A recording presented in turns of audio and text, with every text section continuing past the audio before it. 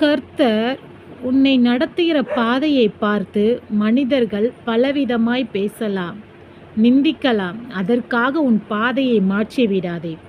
காரணம், உன்னை நடத்துகிறவர் கர்த்தர். குறித்த நேரத்தில் உன் கசந்த வாழ்வை அத்தனை கண்களுக்கு முன்பாகவும் அவர் துளிர்க்க பண்ணுவார். ஆமென். அல்லேலூயா. காத்திருப்பது கடினம்தான், ஆனாலும் காத்திரு. நீ காத்திருப்பது மனிதனிடம் இல்லையே, இயேசுவிடம்தானே. தைரியமாய் காத்திரு. அவர் உன்னை ஏமாற்ற மாட்டார். ஆமென். நீ நினைத்தது எதுவும் உன் வாழ்க்கையில் நடக்கவில்லையா என்று கலங்காதே.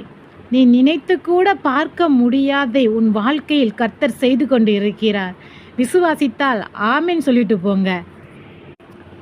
பொறுமையுடன் காத்திரு. உன் விண்ணப்பத்தின் சத்தத்தை கர்த்தர் கேட்டார். உன் எதிர்காலம் கர்த்தர் கரத்தில் இருக்கிறது. உன்னை குறித்து கர்த்தர் ஒரு திட்டம் வைத்திருக்கிறார். நிச்சயம் நிறைவேற்றுவார். பொறுமையாக காத்திரு, கவலைப்படாதே. இடுக்கமான வாசல் வழியாக உட்பிரவேசிப்பதே ஆவிக்குரிய வாழ்க்கை. ஒவ்வொரு நாளும் போராட்டம் உண்டு. அதை போராடி ஜெயிக்கிறவனே கிறிஸ்தவன், கிறிஸ்தவள். ஆமென். வாடிய என் முகத்தை கண்டால் எனக்காக என் தேவன் வானத்தையே திறப்பார், என் புன்னகைக்காக. ஆமென்.